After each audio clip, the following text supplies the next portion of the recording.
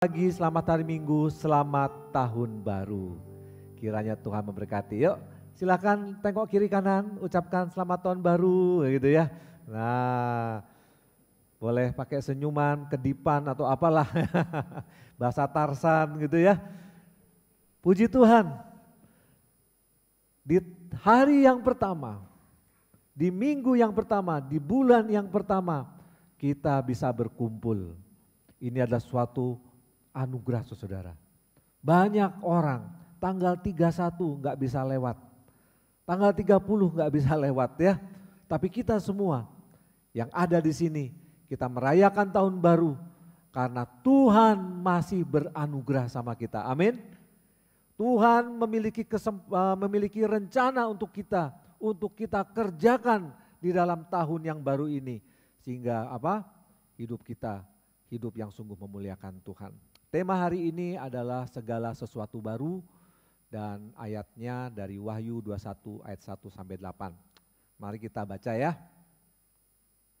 Oh, enggak nyala. Nah ini, kita baca sama-sama. 1, 2, 3. Lalu aku melihat langit yang baru dan bumi yang baru. Sebab langit yang pertama dan bumi yang pertama telah berlalu dan laut pun tidak ada lagi. Orang bertanya-tanya, kenapa? Khotbah tahun baru kok ambilnya dari Wahyu? Harusnya ngambilnya dari kitab Kejadian, kitab yang pertama, penciptaan. Ya boleh-boleh saja ya. Atau dari kitab pengkhotbah, segala sesuatu ada waktunya. Ya boleh-boleh saja. Tapi hari ini saya mengambil kitab Wahyu. Kenapa? Kitab Wahyu adalah menggambarkan kemuliaan Tuhan salah satunya. Menggambarkan hidup kekal. Menggambarkan sesuatu yang bukan ada di bumi ini. Saya mau dalam tahun yang baru ini, dalam merayakan tahun yang baru ini, tujuan kita bukan hanya tertuju pada hal yang sementara, yang ada di bumi ini. Tapi tujuan kita tertuju pada kekekalan, yaitu langit dan bumi yang baru. 1-2 hari kita akan merayakannya, seminggu kita akan merayakannya. Tahun yang baru, tapi setelah itu akan berjalan normal lagi, seperti biasa lagi. Hal-hal yang di dunia ini kita akan jalani lagi. Kalau kita melakukan itu tiap tahun demi tahun, sepertinya capek. Tapi kalau kita mengarahkan kepada yang ada di surga, menuju kekekalan itu yang sudah diberitakan oleh firman Tuhan, maka hidup ini ada artinya, punya semangat, punya pengharapan. Sehingga hidup ini tidak sia-sia. Karena setelah kita selesai di dunia yang sementara ini, kita akan menuju pada hal yang kekal.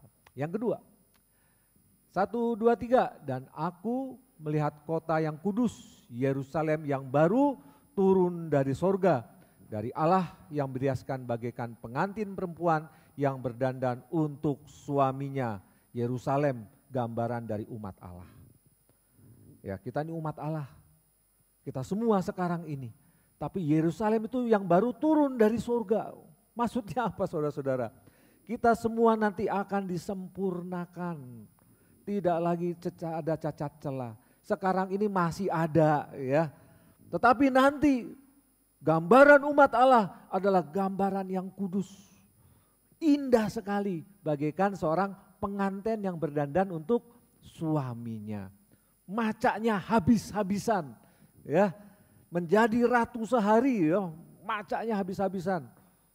Supaya suaminya berkenan. Dilihat banyak orang punya. Itu gambaran bahwa nanti Yerusalem baru itu menggambarkan umat Allah yang penuh dengan kemuliaan.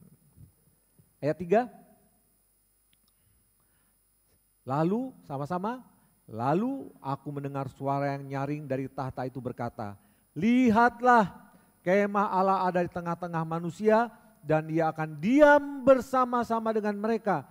Mereka akan menjadi umatnya dan ia akan menjadi Allah mereka. Allah diam di tengah-tengah umatnya. Di Yerusalem baru itu Allah berdiam. Kalau kita lihat di Yerusalem sekarang ada bait Allah ya. Dulu itu adalah gambaran di mana Allah diam di tengah umatnya. nanti juga seperti itu, di langit yang baru, bumi yang baru, Yerusalem yang baru, Allah diam di tengah-tengah umatnya. Ia akan menjadi Allah kita dan kita akan menjadi anaknya. Ayat 4. Dan ia akan menghapus segala air mata dari mata mereka dan maut tidak akan ada lagi, tidak akan ada lagi perkabungan atau ratap tangis atau duka cita, sebab segala sesuatu yang lama itu telah berlalu.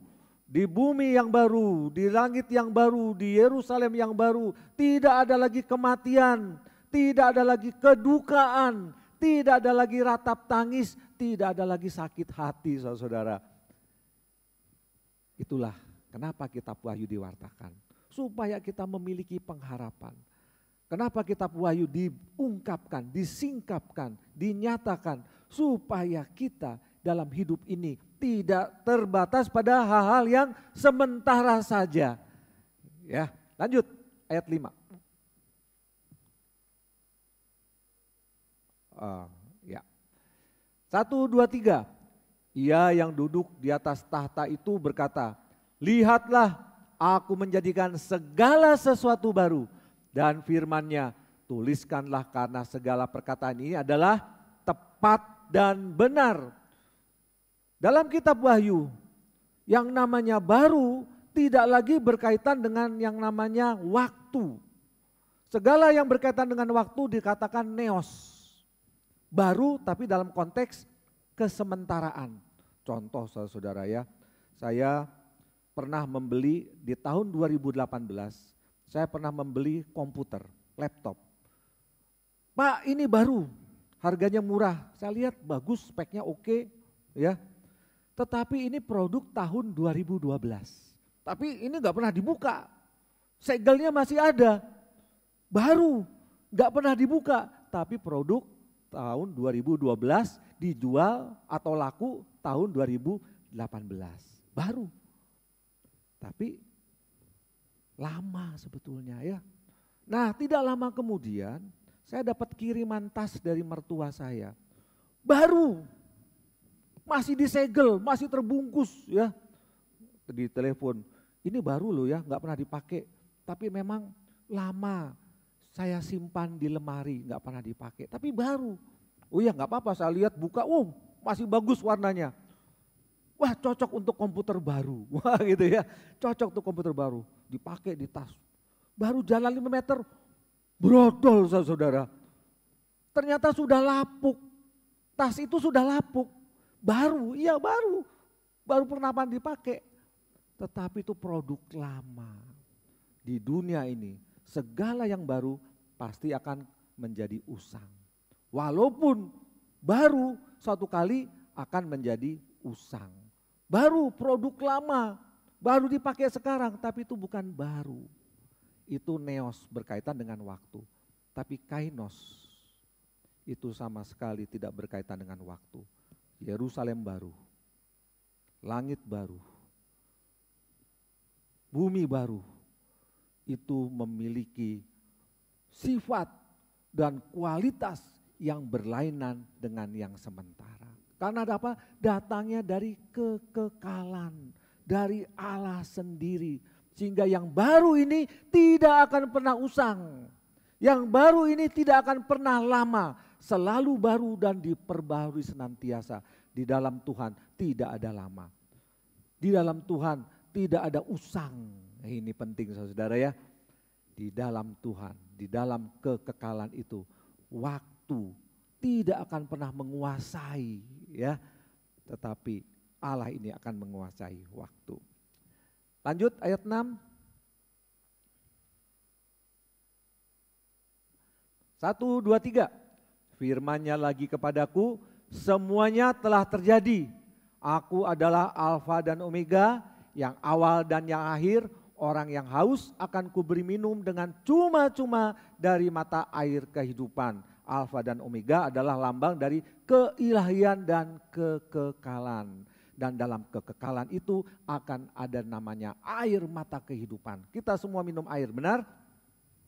Ya, air keruh, air putih, air teh, macam-macam, air kopi. tapi semua itu memang untuk menunjang kehidupan. Tapi kehidupan ini cuma sementara. Satu kali akan game over. Tapi di dalam kekekalan, dalam langit dan bumi yang baru, Yerusalem yang baru, air itu, air kehidupan akan membuat kita hidup kekal. Kainos, tidak akan pernah usang. Ayat 7. 1, 2, 3. Barang siapa menang, ia akan memperoleh semuanya ini. Dan aku menjadi Allahnya dan ia akan menjadi anakku. Menang lawan siapa? Musuh. Oke, siapa musuh kita? Tengok kiri kanan. Belakang, waduh musuhku. Pak Hadi, musuh. Dari Jember ya, puji Tuhan ya. Wah, di belakang musuhku, di samping musuhku. Wah, cilaka saudara. Gak ada musuh saudara. Musuh kita siapa? Bukan darah dan daging. Tapi siapa? Penguasa-penguasa di udara. Setan-setan, iblis-iblis. Kita menang melawan mereka di dalam Yesus. Ya, sesama manusia tidak ada musuh. Gak ada boleh musuhan. Ayat 8. Tetapi orang-orang penakut, orang-orang yang tidak percaya, orang-orang keji, orang-orang pembunuh, orang-orang sundal, tukang-tukang sihir, penyembah-penyembah berhala, dan semua pendusta, mereka akan mendapat bagian mereka di dalam lautan yang menyala-nyala oleh api dan belerang. Itulah kematian yang kedua. Kita semua akan mengalami kematian. Mati artinya terpisahnya tubuh dengan roh. Tubuh, badan, jiwa, badan akan kembali kepada tanah, kembali kepada debu. Tapi rohnya akan kembali kepada Sang Pencipta. Tetapi kematian kedua itu adalah perpisahan manusia dengan Sang Pencipta selama-lamanya. Artinya apa?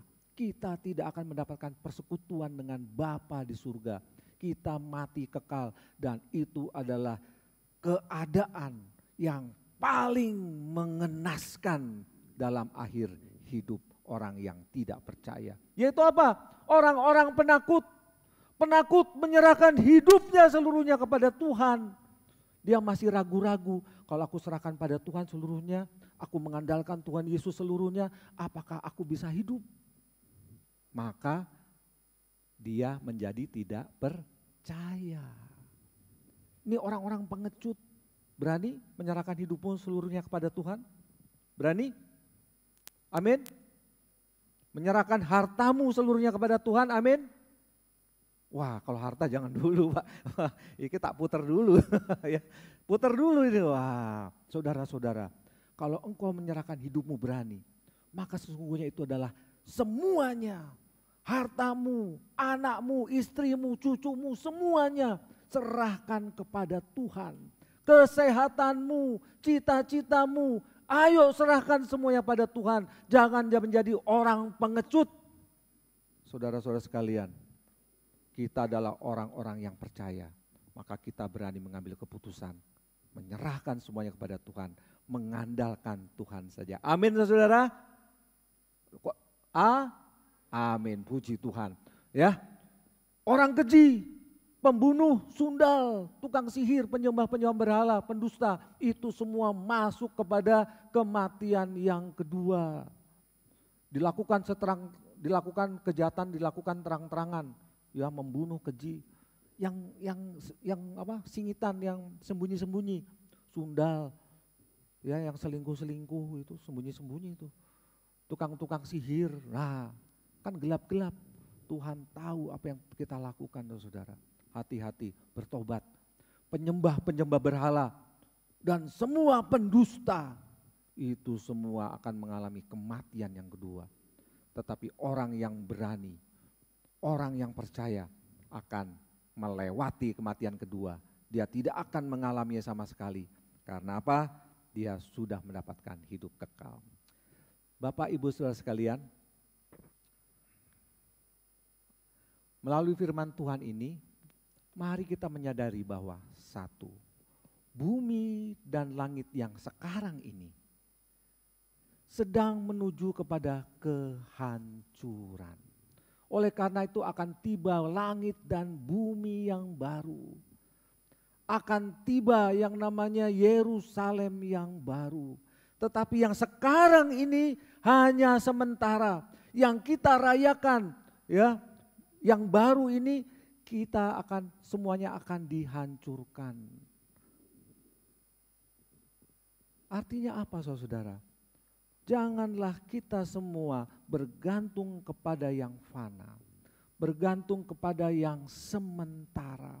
Apa itu yang sementara? Termasuk akal budi kita, termasuk kekayaan kita, termasuk relasi kita, termasuk kepandaian kita, itu semua sementara. Bumi ini akan hancur dan segala isinya. Nah, saudara sekalian, langit dan bumi dan alam semesta, fondasinya saat ini sedang bergetar hebat. Tidak lama lagi akan runtuh. Kalau langit, bumi, dan alam semesta ini digambarkan seperti rumah, saudara-saudara, itu fondasinya sudah goyang, berarti sebentar lagi akan hancur. Nah, ini yang akan terjadi di bumi yang baru ini, di bumi yang lama ini, yang sedang kita tempati. Bencana alam. Barusan di Surabaya ada tanah ambles, bukan? Ya, di depan rumah. Bayangkan tuh ambles di rumah kita, saudara. Wah, gawat saudara. Pandemi, kita mengalaminya semua pandemi. Pandemi adalah suatu penyakit yang menyerang di seluruh wilayah dan di seluruh manusia. Perang di Eropa dikhawatirkan menjalar ke Asia, ke Afrika, ke seluruh dunia.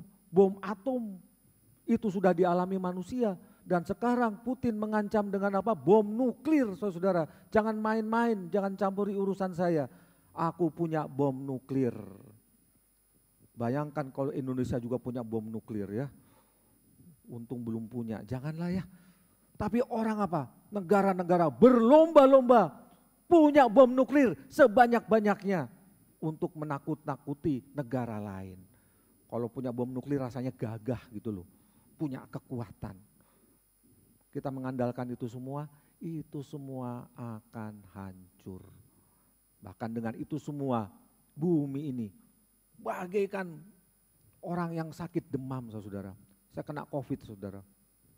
Demamnya lumayan, gitu ya. Bergetar hebat.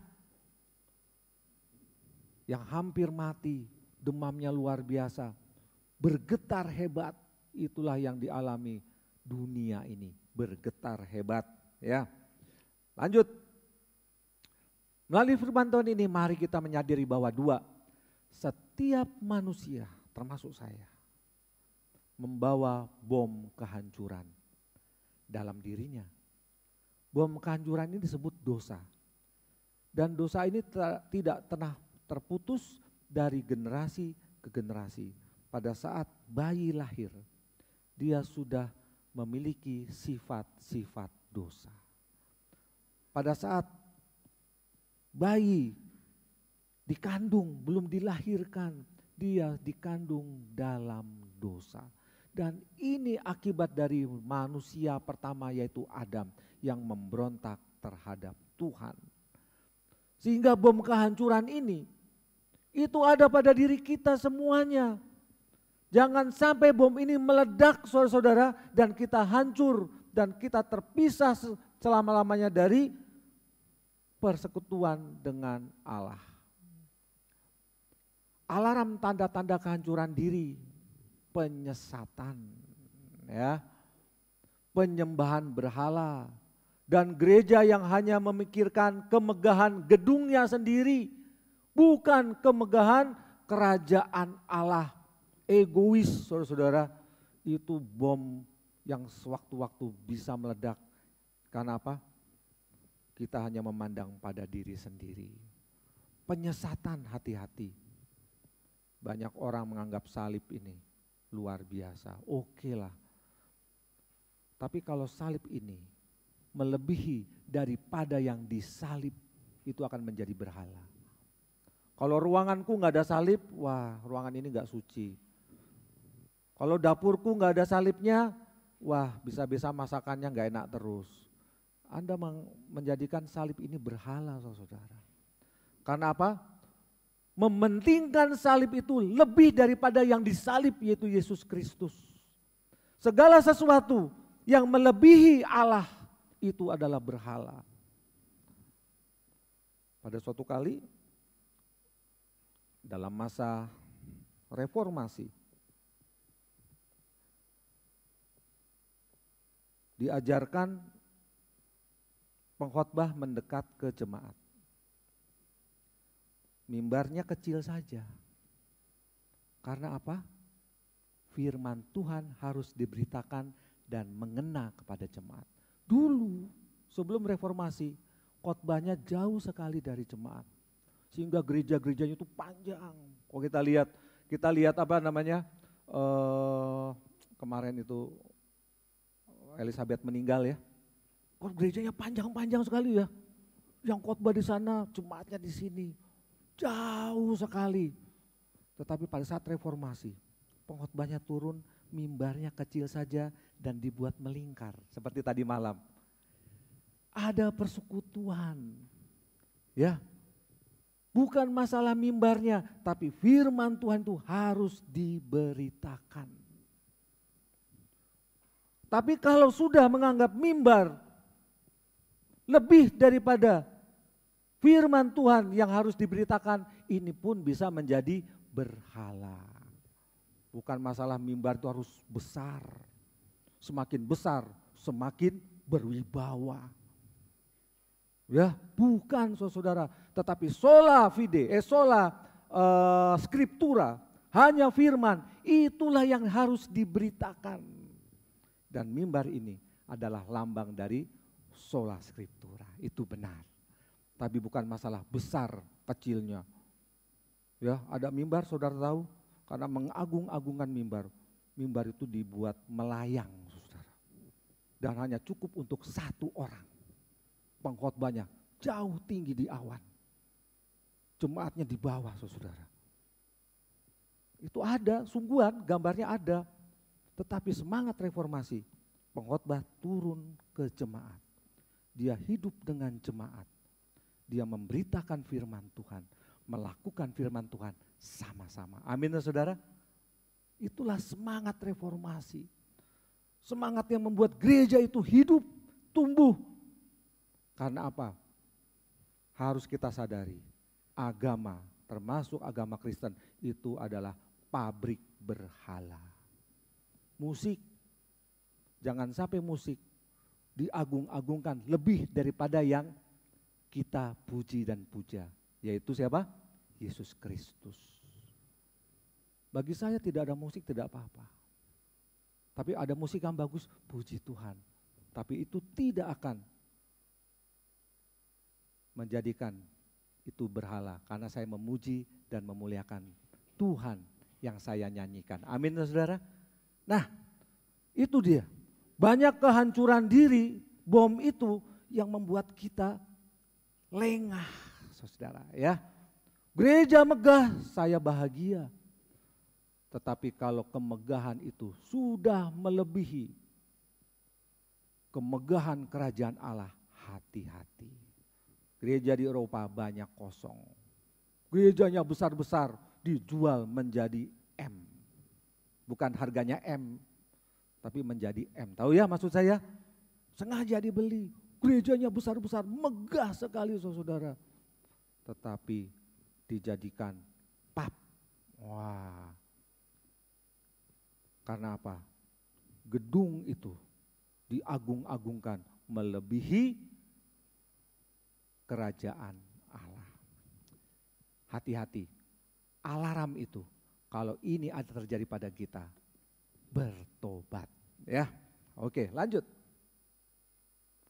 Di tahun yang baru ini, arahkan hatimu kepada kekekalan. Bergantung sepenuhnya kepada Sang Alfa dan Omega. Tadi sudah dijelaskan ini adalah lambang dari keilahian. Ini adalah ungkapan keilahian dan kekekalan yang lazim sejak zaman PL.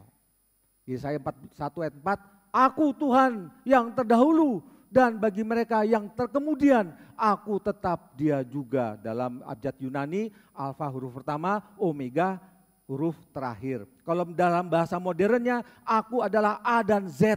Ya, lebih paham kan?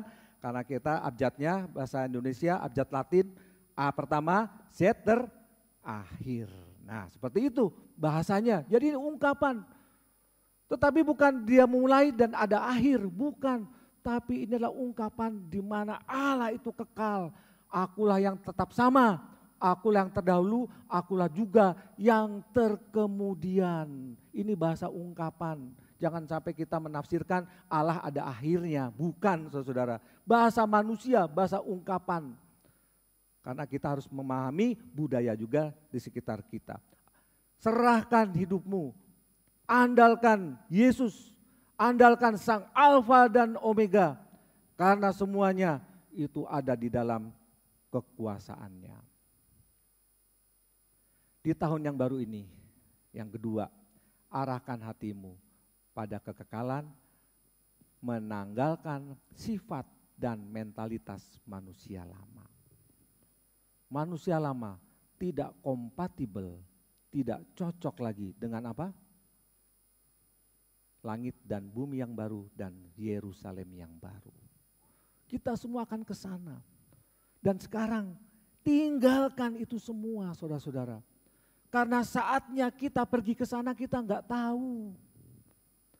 Kalau kita sekarang masih membawa mentalitas atau manusia lama dan kita tidak bertobat, sewaktu-waktu kita hancur, sewaktu-waktu kita mati, maka kita akan tidak akan pernah masuk ke Yerusalem yang baru itu. Oleh karena itu, di tahun yang baru ini, di hari yang pertama, buat keputusan saudara. Bertobat, tinggalkan manusia lama, yaitu dosa dan segala kejahatannya. Karena kita menyongsong bumi dan langit yang baru dan Yerusalem yang baru itu. Manusia lama tidak cocok dengan kemuliaan Tuhan. Manusia lama tidak cocok dengan kesucian Tuhan. Manusia lama tidak cocok dengan keabadian. Manusia lama itu akan hancur. Tapi hanya manusia baru yang memasuki di sana. Manusia baru dengan DNA dan mentalitas baru bisa kita alami sejak saat ini. Bertobatlah. Maka Allah akan menjadikan engkau baru dan ingat selalu diperbarui. Tidak akan pernah usang saudara-saudara. Kita produk baru dan selalu dibarui. Baru-baru selalu baru. Seperti berkat Tuhan selalu baru tiap pagi. Dan itu cocok dengan manusia baru karena kita selalu diperbarui. Jadi sekali lagi tinggalkan manusia lama, kenakan manusia baru. Tahun baru pakai jas lama nggak masalah, ya.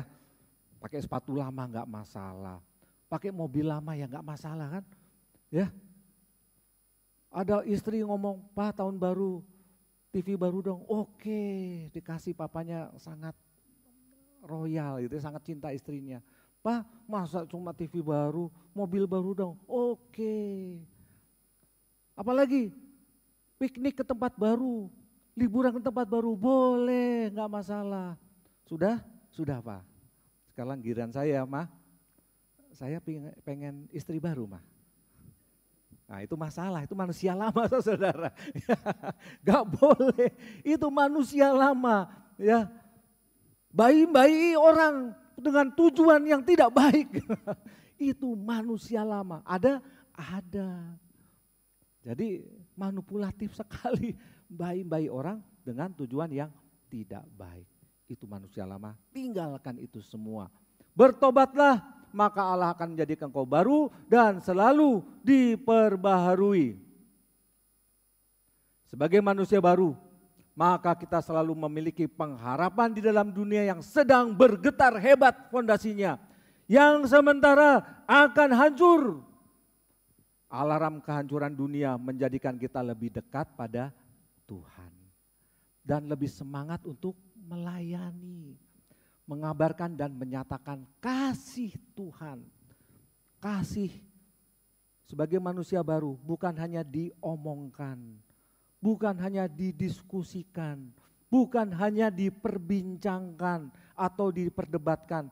Sekarang yuk, kasih dinyatakan, kasih dilakukan, kasih menjadi perbuatan-perbuatan yang sungguh untuk memuji dan memuliakan Tuhan. Untuk kebaikan siapa? Kebaikan kita sendiri, umatnya. Karena di dalam kasih itu umat Tuhan saling mendoakan, saling support, saling mengampuni, saling menyayangi, saling apalagi menguatkan satu sama lain. Selamat tahun baru 2023. Tuhan Yesus memberkati.